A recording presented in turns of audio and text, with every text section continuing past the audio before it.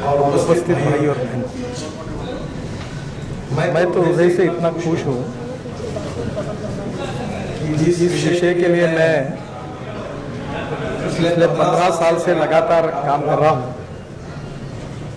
और कभी हंसी का विषय बना हूँ, कभी मजाक का विषय बना हूँ, पर आज उस विषय को दीपक जी ने अध्ययन करके, रिसर्च करके एक किताब के रूप में लिखकर उसको रिकॉग्नाइज किया, उसको रिस्पेक्ट किया और आप सबको सोचने के लिए बाध्य किया है। ये मेरे मन की बहुत बड़ी खुशी है। मैं हृदय से दीपक जी को बहुत बहुत धन्यवाद देता हूँ, उनका अभिनंदन करता हूँ। जैसे ये जो विषय है, conversion of waste into wealth, ये बहुत बड़ा विषय है। दिल्ली के लोगों को ये कहने की आवश्यकता नहीं है कि पर्यावरण के कारण दिल्ली की स्थिति कैसी बनी है। मैं बीच में लंदन में था, कुछ लोग मुझे मिले, अपना टिकट कैंसिल कर रहे थे, दिल्ली आने के लिए डर रहे थे। और इसलिए ये विषय जो है ये एक फिलॉसफी है और इस फिलॉसफी को अगर हम लोग समझेंगे तो मैं मानता हूं कि हमारे देश में काफी बड़ा बदलाव हो सकता है। No one is waste, you can convert waste into wealth. कोई व्यक्ति भी बेकार नहीं होता और कोई चीज भी बेकार नहीं होती। Innovation, entrepreneurship, technology and research, इसके आधार पर आप काम करेंगे तो हर वेस्ट को वेल्थ में बना सकते हैं। एक बहुत अच्छा व्यक्ति है, जब बुरे एटमॉस्फेयर में फंस जाता है तो बुरा बन जाता है और उसका आईक्यू अगर अच्छा होगा तो बुरे क्षेत्र का मेरिट फर्स्ट बन जाता है। पर जब बुरा व्यक्ति अच्छे संस्कार में आता है, अच्छे सहवास में आता है, तो बुरा व्यक्ति अच्छे क्षेत्र का मेरिट फर्स्ट बन जाता है। No one is perfect and no one can claim that he is perfect. उत्तम, अधिक उत्तम, सर्वोत्तम up to infinity. And you cannot catch your own image. और इसलिए हमारे में से कोई भी व्यक्ति पूर्णांक नहीं है, अपूर्णांक है। और हर व्यक्ति गुण दोषों के साथ जुड़ा हुआ है। ज्यादा दोष जहाँ जुड़े उसको हम बेस्ट कहते हैं और ज्यादा गुण जहाँ दिखते हैं उसको हम वेल्थ कहते हैं। पर क्या ये संभव है क्या कि जो वेस्ट है उसको वेल्थ में कन्वर्ट किया जा सकता है क्या? और वेल्थ का वेल्थ में ही होना आवश्यक है। तो इससे बहुत बड़े सोशो इकोनॉमिक ट्रांसफॉर्मेशन हो सकते हैं। मैं 15 साल से इसमें काम कर रहा हूँ। मेरी तो इच्छा ऐसी है कि मैं बहुत बार बोल चुका हूँ कि मैं सब छोड़कर इसी में काम करना चाहता हूँ, इतना मैं इसमें डेडिकेटेड हूँ। समय की स्थिति ऐसी है कि मैं कन्विक्शन और थोड़ा सा विचार ओरिएंटेड हूँ। पर राजनीति में मैंने देखा, मैं बीजेपी का अध्यक्ष बना तब की इससे बात करता था, लोगों को कहता था, ना पार्टी में कोई मेरे पर विश्वास रखता था, ना बाहर कोई रखता था। आज धर्मेंद्र प्रधान जो पेट्रोलियम मिनिस्टर है वो मुझे कहते हैं कि आप जब कहते थे तब हमारा विश्वास नहीं हो रहा था, और अब मुझे लगता है कि हमारे से गलती हो गई, हमने आपकी बात को विश्वास रखा रहता तो आज हम कहीं के पीछे चले जाते। तो पहली बात है कि ये एक सब्जेक्ट देश की इकोनॉमी को बदल सकता है। इसमें मुझे विशेष रूप से दीपक जी का इसलिए धन्यवाद देना है कि इसमें बहुत लोग काम कर रहे हैं। जैसे उन्होंने कुछ लोगों का उल्लेख किया है, पर दुर्भाग्यवश ऐसी कोई बातों को प्रकाशित करना, मीडिया में प्रसिद्धि मिलना, ये बहुत कठिन है। और इसलिए मैं आपको इसमें से कहूँगा कि इस विषय को आप लाइटली मत लीजिए। विशेष से मीडिया के लोग हैं, उनको मैं अनुरोध करूंगा कि इसका रिसर्च करिए। इसमें दो पार्ट है। पहला पार्ट है सॉलिड वेस्ट मैनेजमेंट और दूसरा पार्ट है liquid waste management. Liquid waste management यानी हमारे शहरों में जो सीवेज का वाटर पानी निकलता है, वो पानी जो है उसके कारण यमुना की हम देख रहे कितनी गंदगी हुई, हमारे गंगा की कितनी हुई, हमारे मुंबई में अरबी समुद्र की हालत कैसी हुई।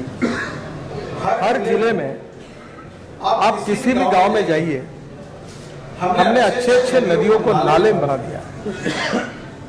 मैं मुंबई में रहता हूँ, वर्ली में। रात को मेरा बहुत दिनों से शौक है, सब छोड़ छाड़ करके वर्ली सी बीच पर जाके 10-11 बजे 5-10 लोग ऐसे वही कोटे पर बैठे रहते हैं।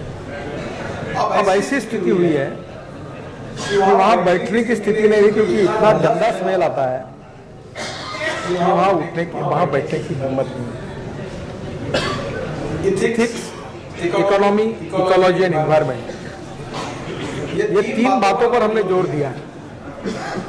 पर इकोलॉजी एंड एनवायरमेंट, थोड़ा दरवाजे पर जो लोग खड़े जरा शांत रहिए प्लीज।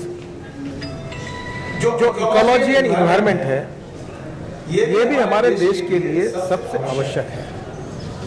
और इसलिए थोड़ा सा आपकी क्षमा होगा, मुझे कोई मैंने की हुई बात आपको बताने की आवश्यकता नहीं है, पर आपका आत्मविश्वास जगे इसलिए मैं बताना चाहता हूँ। मैं आज से करीब 6 साल पहले नागपुर शहर में मैंने हमारे मेयर और कमिश्नर को बुलाकर कहा कि हमारे शहर का ये गंदा पानी हम बेच नहीं सकते। तो मेयर MSc मैथमेटिक्स में अनिल सोले करके थे, बड़े, उनको अवार्ड वगैरह भी मिला है म्यूनिसिपल का, तो उनको पूछने लगे और मुझे कहने लगे कि आप कौन सी कहाँ से बातें आते हमारे समझ में नहीं आती। तो मैंने उनको कहा कि हम हमारे शहर का गंदा पानी जो टॉयलेट का वो बेच सकते हैं। तो पहली बात यह है कि करीब आज से 4 साल पहले नागपुर शहर का टॉयलेट का पानी हमने महाराष्ट्र सरकार को पावर जनरेशन के लिए बेचा, और जिसके कारण हमको 18 करोड़ रुपए हर साल रॉयल्टी मिलती है। अब 15 दिन पहले हमने नया करार किया कि नागपुर म्यूनिसिपल कॉर्पोरेशन का पानी कोराडी और खापरखेड़ा के 4000 मेगावाट पावर प्रोजेक्ट को दिया। अब हमको 78 करोड़ रुपए मिले, 78 करोड़।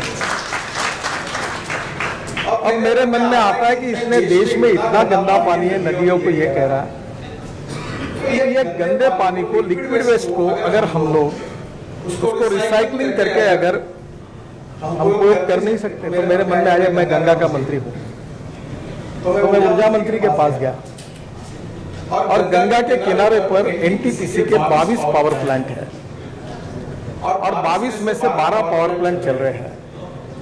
मैं धन्यवाद दूंगा सिंह साहब को, और मैंने उनको कहा कि ये पूरा गंगा का गंदा पानी रिसाइकलिंग करके पाइपलाइन से मैं आपको पावर प्लांट को देना चाहता हूँ। शायद 1 पैसा यूनिट भाव बढ़ेगा बिजली का, पर इससे गंगा का ये गंदा पानी शुद्ध हो जाएगा और ये पानी का यूज होगा। उन्होंने ऑर्डर निकाला। फिर मैं रेलवे मंत्री के पास गया, मैंने कहा गंगा के किनारे पर जितने रेलवे स्टेशन हैं उसमें आप गाड़ियां धोते हो, क्लीन पानी यूज करके गाड़ियां धोते हो, क्यों नहीं उस पानी से गाड़ियां धोने का काम करेंगे? अब रेलवे ने अनुमति दी है। अब यही अगर पूरे देश में पानी की इकोनॉमी करेंगे, जिसका उल्लेख अभी किया गया, तो आप कितने शहर है, यानी गंगा में 10 शहर ऐसे हैं जिन्होंने 70% गंगा को पोल्यूट किया है। उसमें सबसे पोल्यूट करने वाला शहर है कानपुर, और ये सब शहरों के साथ अगर हम ये पानी रिसाइकलिंग करते हैं और ये पावर जनरेशन के लिए, गाड़ियां धोने के लिए, गार्डनिंग के लिए, मुझे बड़ा दुख होता है। मेरे घर पर बहुत बड़ा गार्डन है और उसमें जो ट्रीट किया हुआ पानी है वो हम गार्डन को दे रहे हैं, जबकि जिस पानी में ऑर्गेनिक स्ट्रेंथ है, फर्टिलिटी है उसकी, वो पानी हम पेड़ों के लिए नहीं दे रहे, और वो अच्छा पानी खर्चा करके हम हमारे गार्डन को मेंटेन कर रहे हैं। तो पहली बात तो ऐसी है कि लिक्विड वेस्ट मैनेजमेंट में अगर पूरे देश की म्यूनिसिपल कॉर्पोरेशन, नगर परिषद, और अभी नीरी और उन्होंने ऐसी टेक्नोलॉजी निकाली है कि केवल कुछ प्लांट लगाकर आपके देहात में अगर वो पानी आता है तो प्लांट के पास घूमते घूमते पानी शुद्ध हो जाएगा। तो गंगा के किनारे पर जो 4,500 गांव है, उसके लिए वो टेक्नोलॉजी का सिलेक्ट किया गया है। कोशिश कर रहे हैं कि उसमें वो काम हो। तो आप समझ लीजिए कि ये कितना पानी निकलेगा। अब इसी पानी से मीथेन निकलता है, और ये इसलिए मैं थोड़ा सा, ये तो पागल आदमी भी हूँ, मैंने कैलकुलेशन नहीं करता पॉलिटिक्स वगैरह में, मेरे को करना भी नहीं है। जरूरत पर लोग कहता हूँ पढ़ता है तो होता नहीं तो पढ़ते, कहने की ताकत है। मैं इसके पीछे लगा तो लगने के बाद मुझे ध्यान में आया कि ये पानी से जो मीथेन निकलता है वो मैंने सब प्रयोग किए हैं। और जितनी बात मैं कह रहा हूँ ये दीपक जी देख कर आए हैं, ये सब देख चुके हैं और ये हमारे गिरिजा जी यहाँ ये भी देख के आए हैं।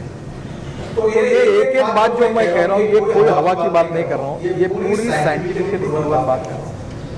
अब इस पानी से मीथेन निकलता है, मीथेन से CO2 अलग करके बायो CNG निकलता है। अब ये जो पानी 78 करोड़ में हमने बेचा उससे हम लोग मीथेन निकाल रहे हैं और मीथेन से CO2 को अलग करके बायो CNG निकालेंगे कारपोरेशन के द्वारा और हमारी करीब 70 से 80 बसेस बायो CNG पर चलेगी। Cost effective import substitute pollution free and indigenous, इससे पोल्यूशन कम होता है और जो CO2 तैयार होता है उससे आइस क्यूब होते हैं, निकलते हैं। आप समझ लीजिए कि मैं खुद अभी मैं कोई काम नहीं कर रहा हूँ, मेरे जीत के कारण मैं 30 लाख रुपए महीने का CO2 बेच रहा हूँ कार्बन डाइऑक्साइड। अब मेरा कोई संबंध नहीं कि मैंने उसको सबको छोड़ दिया। वो CO2 से आइस क्यूब बनती है और बड़े बड़े होटल में जो आप आइस क्यूब देखते हो वो अभी नागपुर से हवाई जहाज से मुंबई भेजने का प्लान चल रहा है, क्योंकि मुंबई के होटल में जरूरत है, कितना रोजगार मिलेगा। अब वो CO2 से डॉक्टर सारस्वत साहब जो नीति आयोग के मेंबर है उन्होंने रिसर्च किया है कि CO2 से इथेनॉल बन सकता है और CO2 से मिथेनॉल बन सकता है। और अमेरिका में और चाइना में मिथेनॉल पर ट्रक चलती है, रेलवे इंजन चलते हैं, हमारे देश में भी हम इसको ला रहे हैं, अभी शिप चलाने वाले हैं। तो इससे मिथेनॉल बनेगा और इथेनॉल तब अभी इथेनॉल की परसे मेरे यहाँ नीतीश कुमार जी आए थे तो इथेनॉल की बाइक, इथेनॉल की ऑटो रिक्शा बजाज ने भी तैयार की, ईवीएस ने भी तैयार की, पोल्यूशन फ्री। अगर दिल्ली में ये बाइक और ये रिक्शा आएगी तो दिल्ली का पोल्यूशन एकदम कम होगा, प्रूवन है। तो ये हम लोग ये सब टॉयलेट के पानी से करेंगे तो वो पूछ रही थी मुझे 5 लाख नहीं 10 लाख करोड़ की इकोनॉमी बनेगी, क्योंकि एक नागपुर में जो प्रयोग हुआ है वही 450 करोड़ का है। अब ऐसे शहर, नगर परिषद शहर, पानी तो मीथेन कितना हो सकता है आप देखिए। दूसरी बात जो है कि लिक्विड वेस्ट के साथ हम लोग सॉलिड वेस्ट मैनेजमेंट ये दूसरा प्रकार है। सॉलिड वेस्ट में 2 प्रकार है, एक हमारे घर में और शहरों में आने वाली वेस्ट और दूसरी हमारे गाँव में देहातों में एग्रो वेस्ट। अब पहले जो है एग्रो वेस्ट के बारे में वो भी मुझे खुशी है कि दीपक जी ने उस पर अध्ययन किया। मैंने तो अपना मिशन के रूप में लिया, मैं तो इसके पीछे लगा हूँ और मैं बहुत जिम्मेदारी से बात कर रहा हूँ कि इस देश में 1 रुपए का पेट्रोल डीजल इंपोर्ट करने की आवश्यकता नहीं है। हम 8 लाख करोड़ का क्रूड ऑयल इंपोर्ट कर रहे हैं। अब मेरे बात पर अभी पेट्रोलियम मिनिस्टर का विश्वास आ गया। इसमें ये जो कचरा है सॉलिड वेस्ट, इसको सेग्रीगेट करके इसमें 4 प्रकार के आइटम निकलते हैं। प्लास्टिक है, ग्लास है, मेटल्स है और ऑर्गेनिक मैन्यूअल है। अब गंगा के किनारे पर मेरे पास 110 बायोडाइजेस्टर है, 189 प्रोजेक्ट में कर रहा हूँ और इस कार्यक्रम के निमित्त मैं दीपक को और मीडिया के मित्रों को आह्वान करता हूँ कि मैं देश के युवाओं को बुलाना चाहता हूँ।